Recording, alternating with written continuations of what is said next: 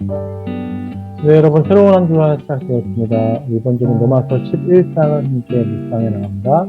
묵상 가이드를 통해서 11장을 진중하게 함께 묵상해 주시기 바랍니다. 11장은 두 가지의 질문으로 되어 있습니다. 첫 번째, 먼저 살펴보면 11장 1절에 하나님이 자기 백성을 버리셨느냐의 질문인데, 이 질문이 참 중요합니다. 지난장에서 이스라엘은 잘못된 지식에서 출발하여서 구원에 대한 열심만 있지 구원을 얻지 못한다고 했는데, 모든 게 그들의 책임으로 하나님이 자기 백성을 버리셨는가의 질문을 하게 됩니다.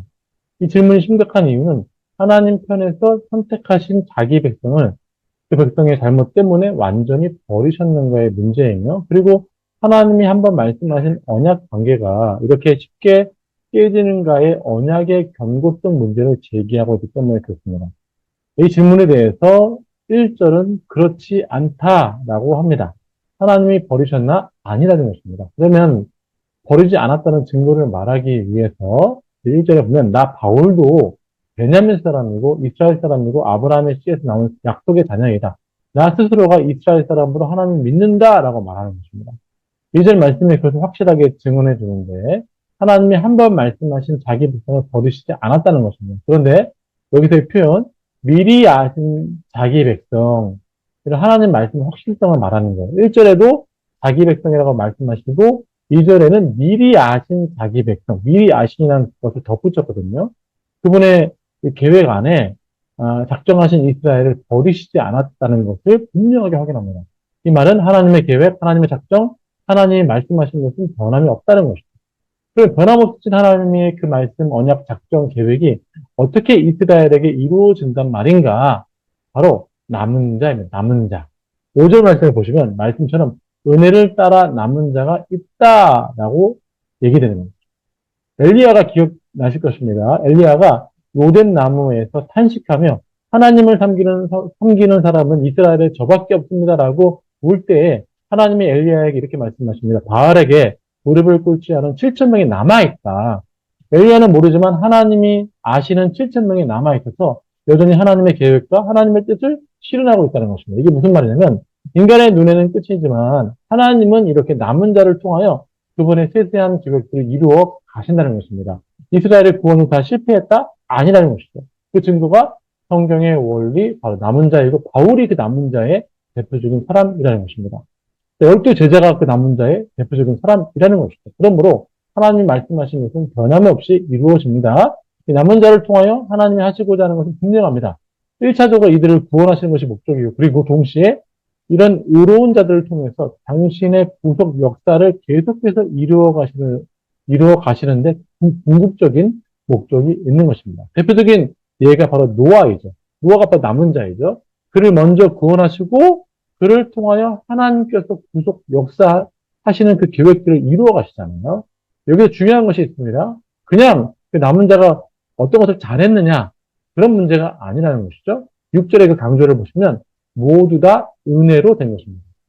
7절에도 그에 따른 반증이라고 할 수 있는데, 어떻게 남은 자가 그 어려운 속에서도 하나님을 향한 신앙을 유지할 수 있는가? 노아가 어떻게 그런 신앙을 유지할 수 있는가? 그들은 은혜로 나아가기 때문이라는 것입니다. 그들이 은혜의 감격 안에 있기 때문에 그렇습니다. 하나님이 이렇게 그들 안에 은혜를 주셔가지고 하나님이 약속하신 언약을 이루어 가십니다.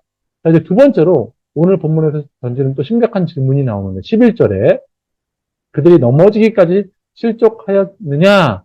첫 번째 질문은 하나님이 이스라엘을 버리셨느냐의 문제이고, 두 번째는 질문의 주체자가 그러면 이스라엘이 스스로 넘어져서 완전히 망하게 되었느냐?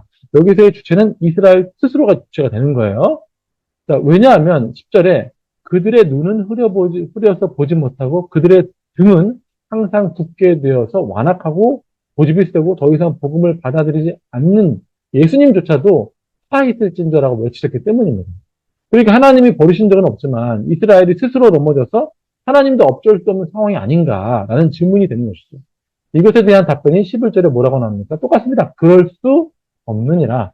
하나님은 이스라엘을 포기하지 않으셨다는 것입니다. 비록 이스라엘이 스스로 하나님을 거부한 것은 분명하지만 하나님은 그 스스로 갈 길을 정한 이스라엘을 절대로 버리시지 않았다는 것입니다. 물론 그들이 선택한 길이 어쩔 수 없지만 그들의 선택이니까. 그렇죠? 하지만 하나님은 합력해서 반드시 그분의 말씀을 이루어 가십니다. 여기에 이제 하나님의 놀라운 지혜, 하나님의 계획이 있는데 이스라엘도 하나님의 구원 계획을 살리고 그리고 이방인들도 살리는 즉 모든 민족을 살리시는 하나님의 구원 계획, 하나님의 역사가 나타나게 되는데 그 일이 어떻게 진행되어지는가?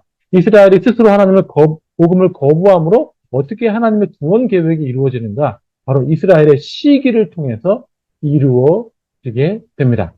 자, 11절을 한번 보시기 바랍니다. 그들이 넘어짐으로 구원이 이방인에게 넘어갔다.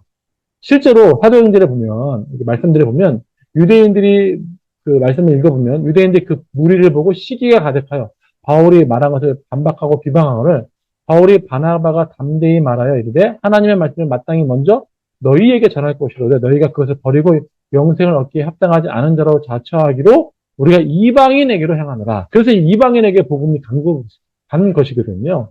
바울이 열심히 전했지만 유대인들이 듣지 않자 하나님이 허락하신 이방인에게 복음을 전한 것입니다. 유대인들이 듣지 않았기 때문에 그런 일들이 생기게 된 것이죠.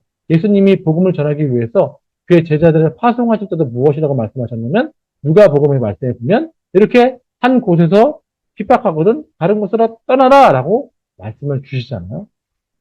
14절 말씀도 그와 같습니다. 이는 후에 내 고륙을 아무쪼록 시기하게 하여 그들 중에서 얼마를 구원하려 함이라.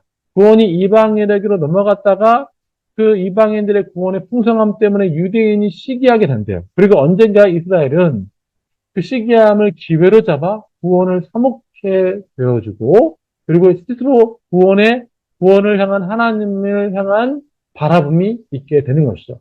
근데 여기 하나님의 지혜 안에 축복의 사슬이 있습니다. 축복의 연결됨이 있어요. 유대인에게서부터 시작한 기독교를 유대인이 듣지 아니함으로 이방인에게 흘려보내시고 또 이방인에게 확보된 믿음을 유대인들에게 시기하게 하셔서 다시 유대인들에게 그 복음을 흘러가게 하셔서 유대인에서 이방인에게로 이방인에서 유대인에게로 다 모든 민족에게 구원이 있게 하시는 하나님의 지혜가 들어가게 된 것입니다. 세계를 구원하시는 하나님의 섭리가 여기에 있는 것이죠.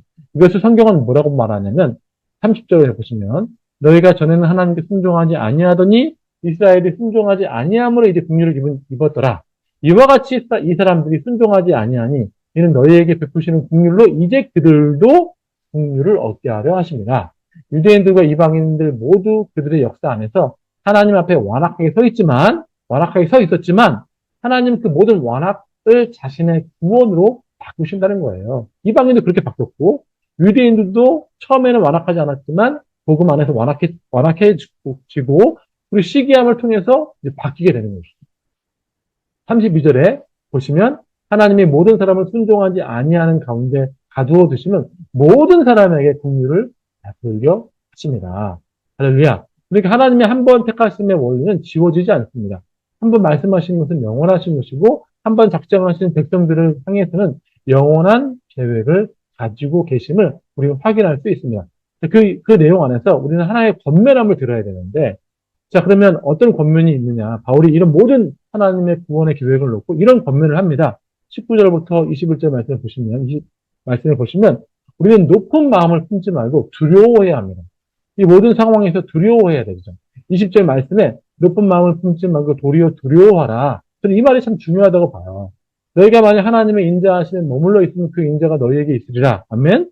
우리가 스스로 자긍하지 않고 우리 행위에 대해서 자랑하지 않고 오직 모든 일에 그분의 인자하심과 그분의 사랑에 근거하여 살아간다면 그분은 은혜를 따라 살아간다면 우리는 그 인자하심이 있게 될 것이지만 만약 계속해서 자랑한다면 그 은혜를 받아들이지 않는다면 그것에 대한 정당한 보응인 준엄함으로 우리를 판단하신다는 말이죠.